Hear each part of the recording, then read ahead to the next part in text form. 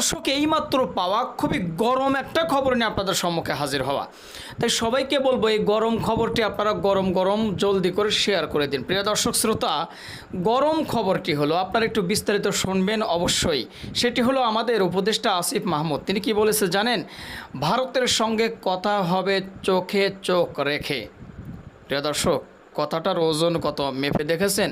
তো বিস্তারিত জানতে চলেছেন আজকের এই ভিডিওতে। অবশেষে ক্রিয়া উপদেষ্টা একজন সমন্বয়ক ছিল, বর্তমানে একজন উপদেষ্টা আসিফ মাহমুদ একদম কড়া ভাষায় ভারতকে নিয়ে কিছু কথা বলেছে। চলুন সেটি আপনাদেরকে বিস্তারিত জানিয়ে দেই। আর হ্যাঁ, আমাদের নাসির অফিসিয়াল পেজটি ফলো করেন এই ধরনের সব নিউজগুলো পেতে। অন্তর্বর্তী সরকারের যুব ও ক্রীড়া এবং শ্রম ও কর্মস্থান মন্ত্রণালয়ের উপদেষ্টা আসিফ মাহমুদ সজীব ভুঁইয়া বলেছেন, হাসিনার সরকারের প্রতি জনগণের ম্যান্ডেট ছিল না, যে কারণে ওরা বিদেশি রাষ্ট্রের প্রতিনিধিদের সামনে মাথা নিচু করে থাকত। একটি স্বাধীন ও সার্বভৌমত্ব রাষ্ট্র হিসাবে ভারতের সঙ্গে কথা হবে চোখে চোখ রেখে, মাথা নিচু করে নয়। কথা হবে মাথা উঁচু করে। ভারত এতদিন একটি দলের সঙ্গে কথা বলেছে, কিন্তু এখন আর তা হবে না।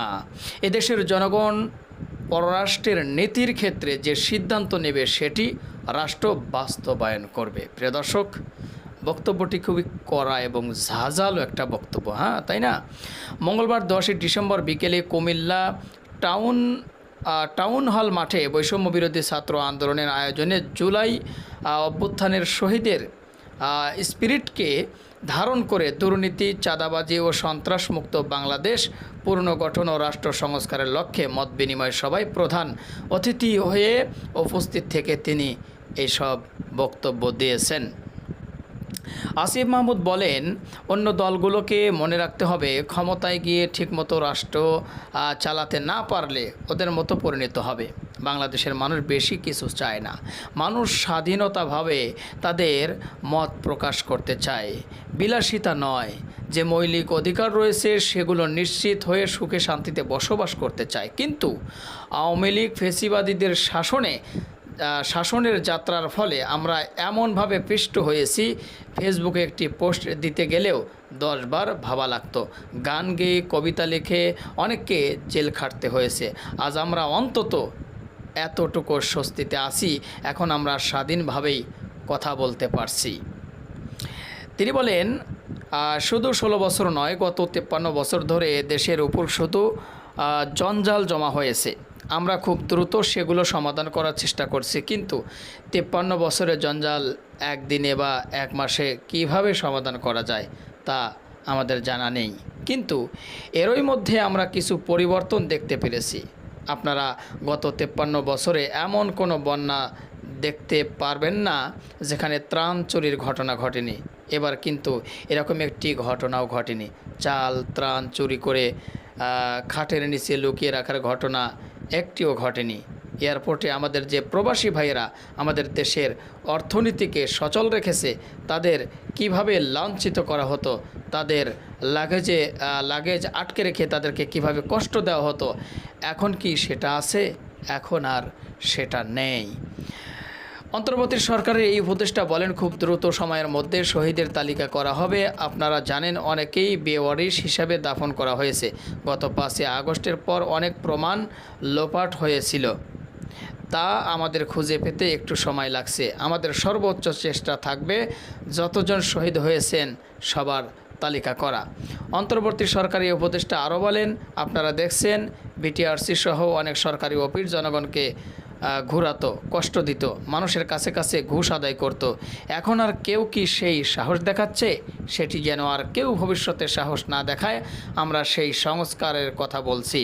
সেই কাঠামোগত সংস্কার কিভাবে হবে সেটি আমরা 21 জন যারা সরকারে বসেছি আমরা ঠিক করব না, সেটি নির্ধারণ করবেন আপনারা, সেটি নির্ধারণ করবে এদেশের জনগণ। এ সময় বৈষম্য বিরোধী ছাত্র আন্দোলনের সমন্বয়ক আব্দুল কাদের, আবু বাকের মজুমদার, সুমাইয়া আক্তার, হামজা মাহমুদ, জিয়াউদ্দিন আয়ান, আলী আহমেদ আরাফ, আবু রায়হান, তাসনিয়া নওশিন সহ অন্যরা উপস্থিত ছিলেন। প্রিয় দর্শক, আমার কাছে সত্য কথা বলতে গেলে আসিফ মাহমুদের কথাগুলো খুবই ভালো লাগছে। এই পুরো নিউজ জুড়ে যে কথাগুলো আপনাদেরকে শোনালাম সেটি কিন্তু আসিফ মাহমুদের কথা। সেগুলি আপনাদের সাথে আমি নিউজ করে শোনালাম। তো আমার কাছে সত্যিকার অর্থে খুবই ভালো লাগছে। আপনাদের কাছে কেমন লাগছে সেটি একটু কমেন্ট বক্সে জানান। আর হ্যাঁ, ভিডিওটি প্রচুর পরিমাণে শেয়ার করে দিন। হ্যাঁ, এই ভিডিওটি শেয়ার করা দরকার আছে ভাই, এই ভিডিওটি আপনাদের শেয়ার করা দরকার আছে, এইসব ভিডিওই শেয়ার করার দরকার, একটু প্রচুর করে পরিমাণে শেয়ার করে দিন। আর আমাদের পেজ নাসির অফিসিয়ালের জন্য নতুন হয়ে থাকেন, প্রতিনিয়ত এই ধরনের সব নিউজগুলো পেতে আমাদের পেজটি ফলো দিয়ে আমাদের সাথে থাকুন। যারা ফলো দিয়েছেন তাদের ধন্যবাদ জানিয়ে ভিডিওটি এখানে শেষ করছি। সে পর্যন্ত সকলে ভালো থাকবেন, সুস্থ থাকবেন। আল্লাহ হাফেজ। ভাইরে ভাই, এইটা কি হলো? রাঘব বোয়াল তো পালিয়ে ভারত চলে গেছে। প্রিয় দর্শক শ্রোতা, স্ক্রিনে ছবিটা দেখতে পাচ্ছেন, কুখ্যাত একজন খুনি বলতে পারেন। হ্যাঁ, কুখ্যাত একজন খুনি বিপ্লব কুমার। প্রিয় দর্শক শ্রোতা, খুব ভালো করেই তাকে চেনেন। হ্যাঁ, খুব ভালো করেই তাকে চেনেন। তার কথাগুলো শুনলে ভাই গায়ের রক্ত এমনিতে গরম হয়ে যেত। কিভাবে পালালো ভাই বুঝলাম না, কার সাহায্যে পালালো একটু বিস্তারিত আপনাদেরকে জানাই। সবাইকে বলবো আজকের এই ভিডিওটি একটু বেশি বেশি শেয়ার করে দেবেন। সাহায্য ছাড়া তো আসলে পালাতে পারেনি, নিশ্চয়ই কেউ চাবি দিয়ে তাকে এখান থেকে বের করে ইন্ডিয়া পাঠিয়ে দিয়েছে। একটু বিস্তারিত চলুন জানাই। লালমনিরহাটের পাটগ্রামের দহগ্রাম সীমান্ত দিয়ে পাচারকারীদের সহায়তা অবৈধভাবে ভারতে পালিয়েছেন ঢাকা মেট্রোপলিটন পুলিশের যুগ্ম কমিশনার বিপ্লব কুমার সরকার। পাটগ্রাম থানা পুলিশ ও স্থানীয়রা জানায়, দহগ্রাম ইউনিয়নের ডাঙ্গাপাড়া ওলের পাড়ার এলাকার পাচারকারী শুভ পুলিশ কর্মকর্তা বিপ্লব কুমারের পালিয়ে যাওয়ার বিষয়টি স্বীকার করেছেন। ওই বেটা শালাক ধরে আগে বিসি কাটা দরকার। শুভ কুমার নাকি ওই শালার বিসি কাটিয়া রেল লাইনের উপরে দিয়েছে আটকা দেওয়া দরকার। কারণ এই রকম একটা কুখ্যাত পুলিশ কর্মকর্তাকে পালিয়ে যাইতে দিছে, বোঝেন নাই ঘটনা? এই যতগুলো মানুষ মারছে, যত গুণ খুম, যত রকমের রাহাজানি ছিল, সব কিছুর দায় ছিল এই এই এই ডাকাতগুলো। এই বিপ্লব কুমারের মতো আরও কয়েকজন। তো কিভাবে পালাতে সাহায্য করলো একটু বিস্তারিত চলুন জানাই। জানা যায়, সোমবার 10 সেপ্টেম্বর রাতে কোনো এক আলোচিত পুলিশ কর্মকর্তা বিপ্লব কুমার ভারতে ঢোকেন। পাচারকারীদের এ সংক্রান্ত কয়েকটি কথোপকথনের অডিও রেকর্ড সামাজিক যোগাযোগ মাধ্যমে ছড়িয়ে পড়েছে। এ নিয়ে জেলা জুড়ে তুমুল আলোচনা ও গুঞ্জনের সৃষ্টি হয়েছে।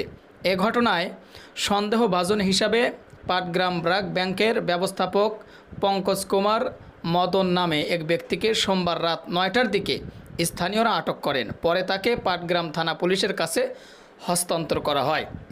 তবে রাতভর তাকে পঙ্কজের জিজ্ঞাসাবাদ করে নির্ভরযোগ্য কোনো তথ্য পাওয়া যায়নি বলে জানিয়েছেন পাটগ্রাম থানার ওসি আবু সাইদ চৌধুরী। বিষয়টি স্পর্শকাতর হওয়ায় বর্ডার গার্ড বাংলাদেশের বিজিবি 51 রংপুর ব্যাটালিয়নের ঊর্ধ্বনত কর্মকর্তারাও তা খতিয়ে দেখছেন বলে জানা গেছে। পাটগ্রাম থানা পুলিশ স্থানীয়রা জানায়, সোমবার বিকেলে পাচারকারী শুভ 30 বয়স 30 রংপুরে টাকা সংক্রান্ত বিরোধের জেরে স্থানীয়দের হাতে ধরা পড়েছে। ওই সময় রংপুরের স্থানীয় বিএনপির নেতারা মোবাইল ফোনে পাটগ্রামের তাদের দলীয় কয়েকজন নেতার সঙ্গে শুভর ব্যাপারে কথা বলেন। এ সময় শুভ তাদের কথোপকথন যোগ দেন। কথা বলার এক পর্যায়ে শুভ বলেন, সোমবার রাতে পুলিশ কর্মকর্তা বিপ্লব কুমার সরকারকে দহগ্রাম সীমান্ত পথ দিয়ে ভারতে পার করে দেওয়া হয়েছে। মোবাইল ফোনে কথার সূত্রে ধরে আরও জানা যায়, ব্র্যাক ব্যাংকের পঙ্কজ ও দহগ্রামের আকসেদুল মমিন, লম্বা শাহিন, ফারুক, রাজীব, শামীম ও মকসিদুলের সহায়তায় বিপ্লবকে সীমান্ত পার করে দেওয়া হয়। বিপ্লবকে জলডালা, মিরগঞ্জের মিঠু, নিশাদ ও রুবেল পাটগ্রামে আনতে সহায়তা করে। সীমান্ত পার করার সময় 1.5 লাখ টাকা নেওয়া হয়। এ সংক্রান্ত কয়েকটি অডিও সামাজিক যোগাযোগ মাধ্যমে ছড়িয়ে পড়েছে। এ বিষয়ে শুভ ও তার বাবা ওসমান গনির সঙ্গে কথা বলতে যোগাযোগের চেষ্টা করে তাদের পাওয়া যায়নি। এ ব্যাপারে পাটগ্রাম থানার ওসি আবু সাইদ চৌধুরী বলেন, বিষয়টি গুরুত্বের সঙ্গে দেখা হচ্ছে, ঊর্ধ্বতন কর্তৃপক্ষের পরামর্শ নেওয়া হচ্ছে, বিজিবিও তদন্ত করছে। ব্র্যাক ব্যাংকের ব্যবস্থাপক শর্ত সাপেক্ষে মুসলেকা নিয়ে ছেড়ে দেওয়া হয়েছে। পুরো বিষয় তদন্ত করে সত্যতা পাওয়া গেলে কঠোর আইনানুগ ব্যবস্থা নেওয়া হবে। আমরা বলবো অবশ্যই ব্যবস্থা নেওয়া হোক, কারণ এই রকম একটা কুখ্যাত ডাকাতকে কিভাবে দেশ থেকে তারা পালিয়ে যেতে সাহায্য করলো। যে কজন সাহায্য করেছে সবাইকে ধরে ধরে তাদেরকে রিমান্ডে নিয়ে, গরম ডিম না ভাই, গরম ডিম না, বোঝেন নাই, ডিম গুলায়া ভাইজিয়া তারপরে গোজায় গোজায় ওদের দেওয়া দরকার। এই বিপ্লব কুমার সহকারে ডিবি হারুন আরও কতগুলো ঊর্ধ্বতন কর্মকর্তা ছিল না, দেশের একদম 12টার উপর বাজায় দিছে, দেশের গোয়া মেরে দিছে। এক কথায় কথাটা খারাপ শোনা যাইতেছে, কিন্তু বাস্তবে এইটাই, দেশের গোয়াটাই মেরে দিছে একবারে কয়েকজন মিলে, দেশের মানুষজনের সব শেষ করে দিছে ভাই। আলেম ওলামাদেরকে যে কত নির্যাতন নিপীড়ন করেছে এই কুলাঙ্গারগুলো, সেগুলো ভাষায় প্রকাশ করা যাবে না। তো এই সমস্ত মানুষদেরকে পালাতে যারা সাহায্য করে তাদের কি করা দরকার একটু কমেন্ট বক্সে জানায় দেন। আর ভিডিওটি ভাই শেয়ার করার কথা বলা লাগবে, হাজার হাজার শেয়ার করবেন আজকের এই ভিডিওটি। ভালো থাকবেন, আল্লাহ হাফেজ। সাবেক ডিএমপি কমিশনার আসাদুজ্জামান মিয়া গ্রেপ্তার হয়েছে বাবা, কিন্তু একটা জিনিস দেখে সবাই আশ্চর্য হয়ে গেছে। স্ক্রিনে আপনারা একটু ভালো করে নজর করে দেখুন, ভালো করে নজর করে দেখুন। আসাদুজ্জামান মিয়া সাবেক ডিএমপি কমিশনার যেই মাত্র গ্রেপ্তার হয়েছে, গ্রেপ্তার হওয়ার সময় তার মুখ ভর্তি দাড়ি, মাথার চুলগুলো সাদা, দাড়িগুলো সাদা। ও আমার ভাইরা, যারা জীবনে কোনোদিন ক্লিন শেভ ছাড়া চলাফেরা করে নাই, যাদের থতমার উপরে বিন্দু পরিমাণ দাড়ি বড় হতে দেয় নাই, আজকে তারা নিজের জীবন বাঁচানোর জন্য, তাকে যেন কোনো মানুষ চিনতে না পারে সেজন্য তারা আজকে দাড়িগুলো লম্বা করতেছে। আবার কেউ কেউ বা নিজের জীবন বাঁচানোর জন্য লম্বা লম্বা দাড়িগুলো কাইটা একদম ক্লিন শেভ করে ফেলাইতেছে। আবার কেউ কেউ বা জীবনে কোনোদিন ইসলাম ধর্মকে ভালোবাসে না, আলেম ওলামাদেরকে ভালোবাসে নাই, সারা জীবন দাড়ি টুপিওয়ালাদের বিরুদ্ধে চলছে, অথচ শেষ বয়সে যখন ধরা খাবে, ধরা খাওয়ার ভয়ে দাড়ি রেখে কলার পাতার উপর শুয়ে থাকছে। কিন্তু আল্লাহ ছাড় দেয়, ছেড়ে দেয় না, অবশেষে তারা অটক হয়েছে। আমার ভাইয়ের এবার চলেন মূল আলোচনায় আপনাদেরকে নিয়ে যাই। আজকে রাত্রেবেলা আমার এলাকায় তো আসলে কারেন্ট ঠিক মতো থাকতেছে না, নিউজগুলো ঠিক মতো আপনাদের দিতে পারতেছি না। হঠাৎ করে যখন কারেন্ট চলে আসছে, পত্র পত্রিকায় একটু ঘাটাঘাটি করলাম, হঠাৎ করে দেখি সাবেক ডিএমপি কমিশনার আসাদুজ্জামান মিয়া গ্রেপ্তার হয়ে গেছে। আহারে, কত ক্ষমতা, কত পাওয়ার! এমন মুহূর্তে এখন তাদের চলে এসেছে, না আছে কোনো ক্ষমতা, না আছে কোনো পাওয়ার। ক্ষমতা ছিল, পাওয়ার ছিল, যাদের দেখে মানুষ সামনে যাইতে ভয় পাইতো, আজকে তারাই চোরের মতো ঘুরে বেড়ায়। আহারে, সৎ মানুষ কোনোদিন চোরের মতো ঘুরে বেড়ায় না। যারা সারা জীবন সৎ কাজ করবে তাদের কোনোদিন ভয় নাই, তারা কোনোদিন চোরের মতো ঘুরবে না। চোরের মতো তো তারাই ঘুরে বেড়ায় সারা জীবন যারা অন্যায় করেছে। ও আমার ভাইয়েরা, কত নির্দোষ মানুষদেরকে দোষী বানায় আয়না ঘরের মধ্যে বন্দি রেখেছে, কত নির্দোষ মানুষকে দোষী বানাইয়া টর্চার সেলের মধ্যে বন্দি রেখে শাস্তি দিয়েছে। কত নির্দোষ আলেম ওলামাদেরকে ধরিয়া নিয়া বছরের পর বছর তাদেরকে নির্যাতন করেছে। আজকে তাদের পাওয়ার, তাদের ক্ষমতা নিমিষের মধ্যে শেষ হয়ে গেছে। তারা এখন নিজেদের জান মাল রক্ষা করার জন্য তারা আজকে ক্লিন শেভ ওলা মানুষগুলো আজকে মুখ ভর্তি দাড়ি রাখা শুরু করে দিছে। কি যে একটা অবস্থা বাবা শুরু হয়ে গেছে, সবাই যেন আল্লাহর ওলি হয়ে যাইতেছে। মুখ ভরি দাড়ি রাখা, আসলে কি আল্লাহর ওলি হওয়ার জন্য দাড়ি রাখতেছে? না না, আল্লাহর ওলি হওয়ার জন্য তারা দাড়ি রাখতেছে না, বরং নিজের জীবন বাঁচানোর জন্য তারা দাড়ি রাখতেছে। আল্লাহ পাকি ভালো জানে, আমাদের জাতীয় কাকা ওবায়দুল কাদের কাকা যদি ধরা পড়ে, না জানি তার দাড়িটা কত বড় বড় হয়ে যাবে। তাকে দেখে আমার মনে হয় সে যদি বাংলাদেশে বর্তমানে থাকে, তার দাড়ি এত বড় হয়ে যাবে, রবীন্দ্রনাথ ঠাকুরও তার কাছে হার মেনে যাবে। চলুন এবার বিস্তারিত জানাই। সাবেক ডিএমপি কমিশনার আসাদুজ্জামান মিয়াকে রাজধানীর মহাখালী থেকে গ্রেপ্তার করেছে র্যাব। বুধবার 11 সেপ্টেম্বর রাত 11:15টার দিকে রাজধানীর মহাখালী ফ্লাইওভার এলাকা থেকে তাকে গ্রেপ্তার করা হয়েছে। র্যাবের মুখপাত্র লেফটেন্যান্ট কর্নেল মমিন ফেরদাউস তথ্য নিশ্চিত করেছেন। র্যাবের মুখপাত্র বলেন, আসাদুজ্জামান মিয়াকে রাজধানীর মহাখালী ফ্লাইওভার থেকে গ্রেপ্তার করেছে র্যাব 3-এর একটি দল। তার বিরুদ্ধে এর মধ্যে কয়েকটি মামলা করা হয়েছে। আসাদুজ্জামান মিয়া ঢাকা মহানগর পুলিশের 33তম কমিশনার। তিনি জাতীয় নিরাপত্তা সংক্রান্ত সেলের প্রধান নির্বাহী হিসাবেও দায়িত্ব পালন করেছেন। আসাদুজ্জামান মিয়া 1960 সালের 14 আগস্ট ফরিদপুরের আলফাডাঙ্গা গ্রামে জন্মগ্রহণ করেন। শিক্ষা জীবনে স্নাতকোত্তর সম্পন্নের পর তিনি 1988 সালে 15 ফেব্রুয়ারি সহকারী পুলিশ সুপার হিসেবে বাংলাদেশ পুলিশ বাহিনীতেও যোগদান করেন। আসাদুজ্জামান পুলিশ যোগদানের পর সুনামগঞ্জ, পাবনা, টাঙ্গাইল জেলা পুলিশ সুপার, চট্টগ্রাম ও সৈয়দপুরে রেলওয়ে পুলিশ সুপার ছিলেন। বগুড়ায় প্রথম আর্ম পুলিশ ব্যাটালিয়ন ছিল। নোয়াখালীর পুলিশ প্রশিক্ষণ সেন্টার, খুলনা, চট্টগ্রাম, ঢাকা হাওয়াই রেঞ্জের মহাপরিদর্শক ডিআইজি হিসেবেও তিনি দায়িত্ব পালন করেন। তিনি 2015 সালের 7 জানুয়ারি ডিএমপি কমিশনার হিসেবে যোগদান করেন। 2019 সালের 13 আগস্ট তার চাকরির মেয়াদ শেষ হওয়ার পর তাকে অবসরোত্তর ছুটি বাতিলের শর্তে 14 আগস্ট থেকে 13 সেপ্টেম্বর পর্যন্ত 1 মাস মেয়াদ ডিএমপি কমিশনার পদে চুক্তিভিত্তিক নিয়োগ দেওয়া হয়।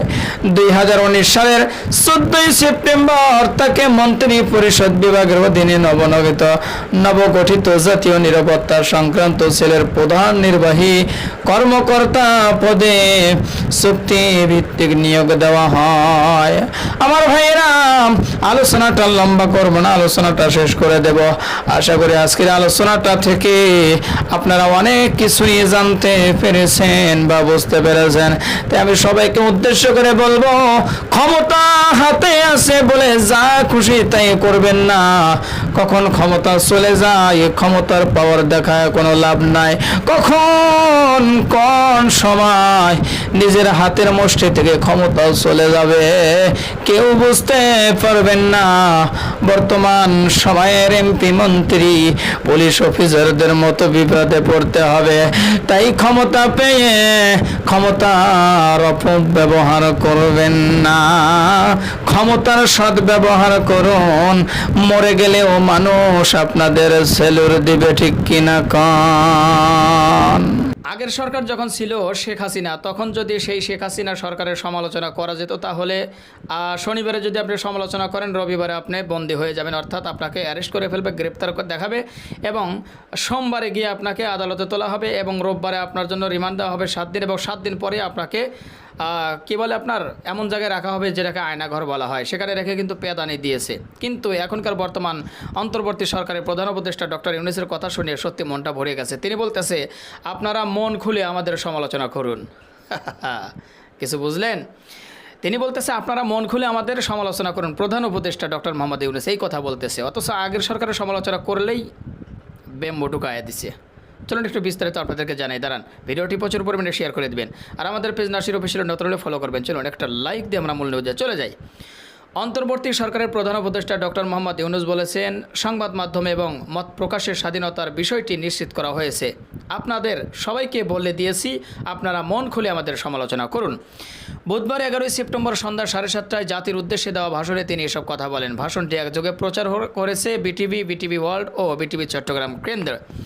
সততা, ত্যাগ ও অসীম দেশপ্রেম নিয়ে দেশের ক্লান্তিলগ্নে এগিয়ে আসায় বাংলাদেশ সশস্ত্র বাহিনীর ভূয়সী প্রশংসা করেন ডক্টর ইউনূস। তিনি বলেন, বাংলাদেশ সশস্ত্র বাহিনীর সব সদস্যকে আমি ধন্যবাদ জানাই তাদের সততা, ত্যাগ ও অসীম দেশপ্রেমের জন্য। দেশের স্বাধীনতা সংগ্রাম থেকে শুরু করে বন্যা, খরা, ঝড়, বৃষ্টি ও ঘূর্ণিঝড় সহ সব প্রাকৃতিক দুর্যোগে আপনারা সবার শেষে ভরসার স্থান। দেশের প্রতিটি ক্লান্তিলগ্নে আপনাদের দেশের মানুষের পাশে থেকেছেন। প্রধান উপদেষ্টা আরও বলেন, আপনারা দেশের স্বাধীনতার পক্ষে, সার্বভৌমত্বের পক্ষে অবস্থান নিয়েছেন। দেশ গঠনেও আপনাদের সবার আগে এগিয়ে এসেছেন। বিগত জুলাই হতে শুরু হওয়া গণ অভ্যুত্থান, বন্যা, নিরাপত্তা প্রদান ও অস্ত্র উদ্ধার সহ সব কার্যক্রমে আপনারা সফলভাবে দিনরাত কাজ করে যাচ্ছেন। সরকার ও জনগণের পক্ষ থেকে আমি আপনাদের প্রতি কৃতজ্ঞতা জানাচ্ছি। বন্যা কার্যক্রমে প্রশংসা করে তিনি বলেন, গত মাসে কুমিল্লা, নোয়াখালী ও সিলেট অঞ্চলে আকস্মিক বন্যা এসব এলাকায় মানুষে হতভম্ব করে দিয়েছে। এখানে বেশিরভাগ এলাকায় কোনোদিন বন্যাই হয়নি। তারা বন্যা মোকাবেলায় অভ্যস্ত নন। দেশপ্রেমিক সশস্ত্র বাহিনী তাৎক্ষণিকভাবে বন্যা আক্রান্ত সবাইকে রক্ষার জন্য এগিয়ে আসে। সেনা, নৌ এবং বিমান বাহিনী পরস্পরের সঙ্গে সমন্বয় করে একযোগে কাজে নেমে পড়ার ফলে মানুষের দুর্ভোগ কম হয়েছে। প্রধান উপদেষ্টা আরও বলেন, সশস্ত্র বাহিনীর পরপরই বন্যার্থদের সহায়তায় এনজিও এবং সাধারণ দেশের সব অঞ্চল থেকে দলে দলে এগিয়ে এসেছে। আমি বিশেষ করে দেশপ্রেমিক সেনাবাহিনীকে আবারও ধন্যবাদ জানাচ্ছি। দেশের সব দুর্যোগকালে তারা সবসময় আন্তরিকভাবে এগিয়ে এসেছে। বিশেষ করে বন্যা ও শান্তি শৃঙ্খলা রক্ষার কাজে তাদের সৈনিক এবং অফিসাররা দিনের পর দিন যেভাবে দায়িত্ব পালন করেছে তাদের কোনো তুলনাই হয় না। জনজীবন স্বস্তি ও ন্যায় বিচার প্রতিষ্ঠায় তাদের ভূমিকা অনন্য। এ সময় প্রধান উপদেষ্টা ডক্টর মোহাম্মদ ইউনূস বলেন, মালিক শ্রমিকের পক্ষে আলাপ করে সমস্যার সমাধান আমরা অবশ্যই বের করব। আপনারা কারখানা খোলা রাখুন, অর্থনীতির চাকা সচল রাখুন। ডক্টর ইউনূস বলেন, শ্রমিক ভাই বোনদেরকে অনেক দুঃখ আছে, কিন্তু সেই দুঃখ প্রকাশ করতে গিয়ে আপনাদের মূল জীবিকাই বন্ধ হওয়ার উপক্রম হলে সেটা ঠিক হবে না। দেশের অর্থনীতি ধ্বংসপ্রাপ্ত হলে সেটি ঠিক হবে না। মালিক শ্রমিক পক্ষের সঙ্গে আলাপ করে এসব সমস্যার সমাধান আমরা অবশ্যই বের করব। আপনারা কারখানা খোলা রাখুন, অর্থনীতির চাকা সচল রাখুন, দেশের অর্থনৈতিক সোজা হয়ে দাঁড়াতে দিন। আমরা আপনাদের সমস্যার স্থায়ী সমাধান বের করার জন্য সর্বশক্তি প্রয়োগ করব। তো যাই হোক, প্রিয় দর্শক শ্রোতা, আশা করি আপনারা বিস্তারিত শুনেছেন, জেনেছেন, বুঝেছেন। অবশ্যই আপনাদের মূল্যবান মতামত জানাবেন, আর পারলে ভিডিওটি শেয়ার করে সবাই দেখার সুযোগ করে দেবেন। আর আমাদের এই পেজে এখনও পর্যন্ত যারা ফলো করেনি, প্রতিনিয়ত গরম গরম নিত্য নতুন আপডেট নিউজগুলো পেতে আমাদের পেজটি ফলো দিয়ে আমাদের সাথে থাকবেন। যারা ইতিমধ্যে ফলো দিয়েছেন তাদেরকে ধন্যবাদ। ভালো থাকবেন সবাই। সে পর্যন্ত আবার দেখা হবে, কথা হবে নতুন করে টপিক, নতুন করে ভিডিও নিয়ে। আল্লাহ হাফেজ। গণভবন ছিল স্বৈরাচারের কেন্দ্রবিন্দু, কথাটি বলেছেন ডক্টর মোহাম্মদ ইউনূস। গুরুত্বপূর্ণ কিছু কথা তুলে ধরেছে, সেগুলোই আজকে আপনাদের সাথে শেয়ার করব। তাই সবাইকে বলবে একটু সময় নিয়ে ধৈর্য ধরে আজকের ভিডিওটি দেখতে থাকুন। আর শেয়ার করার কথা যেন আপনাদের বলা লাগে না ভাই, নির্দ্বিধায় আজকের ভিডিওটি শেয়ার করবেন। ডক্টর মোহাম্মদ ইউনূসের গুরুত্বপূর্ণ কিছু কথা আপনাদের তুলে ধরবো। তো চলুন আর কথা না বাড়ে সরাসরি মূল নিউজে চলে যাই। তো সবাইকে বলবো, আমাদের এই পেজ নাসির অফিসিয়ালে নতুন হলে ফলো করে দিন এই ধরনের ভিডিও পেতে। গণভবন স্বৈরাচারের কেন্দ্রবিন্দু ছিল বলে মন্তব্য করেছেন অন্তর্বর্তী সরকারের প্রধান উপদেষ্টা ডক্টর মোহাম্মদ ইউনূস। বুধবার 11 সেপ্টেম্বর সন্ধ্যা 7:30টায় জাতির উদ্দেশ্যে দেওয়া ভাষণে তিনি এসব কথা বলেন। ভাষণটি একযোগে প্রচার করেছে বিটিভি ওয়ার্ল্ড ও বিটিভি চট্টগ্রাম কেন্দ্র। ডক্টর ইউনূস বলেন, ছাত্র শ্রমিক জনতা বিপ্লবের মূল লক্ষ্য ছিল গণভবন। এটা ছিল স্বৈরাচারের কেন্দ্রবিন্দু। এই সরকার বিপ্লবের প্রতি সম্মান দেখিয়ে গণভবনকে বিপ্লবের জাদুঘর হিসেবে ঘোষণা দিয়েছে। তিনি বলেন, ছাত্র জনতার ক্ষোভকে স্থায়ীভাবে তুলে ধরার জন্য গণভবনের আর কোনো সংস্কার করা হবে না। ছাত্র জনতার ক্ষোভের মুখে তা যে অবস্থায় দাঁড়িয়েছিল সে অবস্থায় তাকে রাখা হবে। সেসব মূল্যবান সামগ্রী জনতা নিয়ে গিয়েছিল, সেগুলো অনেকে ফেরত দিয়ে গেছে।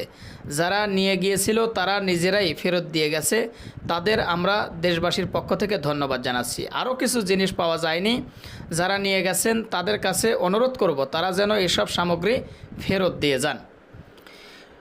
সততা, ত্যাগ ও অসীম দেশপ্রেম নিয়ে দেশের ক্লান্তি লগ্নে এগিয়ে আসায় বাংলাদেশের সশস্ত্র বাহিনীর ভূয়সী প্রশংসা করেন ডক্টর ইউনূস। তিনি বলেন, বাংলাদেশ সশস্ত্র বাহিনীর সব সদস্যকে আমি ধন্যবাদ জানাই তাদের সততা, ত্যাগ ও অসীম দেশপ্রেমের জন্য। দেশের স্বাধীনতা সংগ্রাম থেকে শুরু করে বন্যা, খরা, ঝড়, বৃষ্টি ও ঘূর্ণিঝড় সহ সব প্রাকৃতিক দুর্যোগে আপনারা সবার শেষ ভরসার স্থান। দেশের প্রতিটি ক্লান্তি লগ্নে আপনারা দেশের মানুষের পাশে থেকেছেন। প্রধান উপদেষ্টা বলেন, আপনারা দেশের স্বাধীনতার পক্ষে, সার্বভৌমত্বের পক্ষে অবস্থান নিয়েছেন। দেশ গঠনেরও আপনারা সবার আগে এগিয়ে এসেছেন। বিগত জুলাই হতে শুরু হওয়া গণ অভ্যুত্থান, বন্যা, নিরাপত্তা প্রদান ও অস্ত্র উদ্ধার সহ সব কার্যক্রমে আপনারা সফলভাবে দিনরাত কাজ করে যাচ্ছেন। সরকার ও জনগণের পক্ষ থেকে আমি আপনাদের প্রতি কৃতজ্ঞতা জানাচ্ছি। বন্যা কার্যক্রমের প্রশংসা করে তিনি বলেন, গত মাসে কুমিল্লা, নোয়াখালী ও সিলেট অঞ্চলে আকস্মিক বন্যা এসব এলাকার মানুষকে হতভম্ব করে দিয়েছে। এখানে বেশিরভাগ এলাকায় কোনো দিন বন্যা হয়নি। তারা বন্যা মোকাবেলায় অভ্যস্ত নন। দেশপ্রেমিক সশস্ত্র বাহিনী তাৎক্ষণিকভাবে বন্যা আক্রান্ত সবাইকে রক্ষা করার জন্য এগিয়ে আসে। সেনা, নৌ এবং বিমান বাহিনীর পরস্পরের সঙ্গে সমন্বয় করে একযোগে কাজে নেমে পড়ার ফলে মানুষের দুর্ভোগ কম হয়েছে। প্রধান উপদেষ্টা আরও বলেন, সশস্ত্র বাহিনীর পরপরই বন্যার্থদের সহায়তায় এনজিও এবং সাধারণ মানুষ দেশের সব অঞ্চলের দলে দলে এগিয়ে এসেছে। আমি বিশেষ করে দেশপ্রেমিক সেনাবাহিনীকে আরও ধন্যবাদ জানাচ্ছি। দেশের সব দুর্যোগকালে তারা সবসময় আন্তরিকভাবে এগিয়ে এসেছে।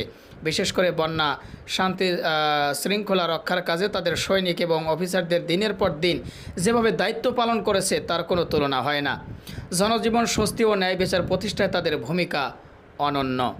এ সময় প্রধান উপদেষ্টা ডক্টর মোহাম্মদ ইউনুস বলেন, মালিক শ্রমিক পক্ষের সঙ্গে আলাপ করে সমস্যার সমাধান আমরা অবশ্যই বের করব। আপনারা কারখানা খোলা রাখুন, অর্থনীতির চাকা সচল করে তুলুন। ডক্টর ইউনুস বলেন, শ্রমিক ভাই বোনদের অনেক দুঃখ আছে, কিন্তু সেই দুঃখ প্রকাশ করতে গিয়ে আপনাদের মূল জীবিকাই বন্ধ হওয়ার উপক্রম হলে সেটা ঠিক হবে না। দেশের অর্থনীতি ধ্বংসপ্রাপ্ত হলে সেটা ঠিক হবে না। মালিক শ্রমিক পক্ষের সঙ্গে আলাপ করে এসব সমস্যার সমাধান আমরা অবশ্যই বের করব। আপনারা কারখানা খোলা রাখুন, অর্থনীতির চাকা সচল রাখুন, দেশের অর্থনীতিকে সোজা হয়ে দাঁড়াতে দিন। আমরা আপনাদের সমস্যার স্থায়ী সমাধান বের করার জন্য সর্বশক্তি প্রয়োগ করব। তিনি বলেন, মালিক পক্ষের কাছে আমাদের আবেদন, আপনারা শ্রমিকদের সঙ্গে বোঝাপড়া করুন, কারখানা সচল রাখুন, অর্থনীতির দুর্বল ব্যবস্থাকে সচল করে তুলুন। উল্লেখ্য, শিক্ষার্থীদের টানা আন্দোলনের মুখে গত 5 আগস্ট প্রধানমন্ত্রীর পদ থেকে ইস্তফা দিয়ে দেশ ত্যাগ করেন শেখ হাসিনা। এরপর 6 আগস্ট বঙ্গভবনে রাষ্ট্রপতি মোহাম্মদ শাহাবুদ্দিনের সঙ্গে 3 বাহিনীর প্রধান ও ছাত্র জনতার সমন্বয়কের বৈঠকে ডক্টর মোহাম্মদ ইউনুসকে প্রদান করে দেশের অন্তর্বর্তীকালীন সরকার গঠনের সিদ্ধান্ত নেওয়া হয়। গত 9 আগস্ট অন্তর্বর্তী সরকারের প্রধান উপদেষ্টা হিসাবে শপথ নেন ডক্টর মোহাম্মদ ইউনুস।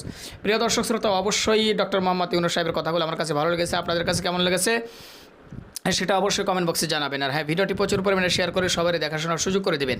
আর যারা আমাদের এই চ্যানেলে এখনও ফলো করেননি আমাদের এই পেজে, আশা করি ফলো করবেন। যারা করেছেন তাদের ধন্যবাদ। ভালো থাকবেন সবাই। আল্লাহ হাফেজ।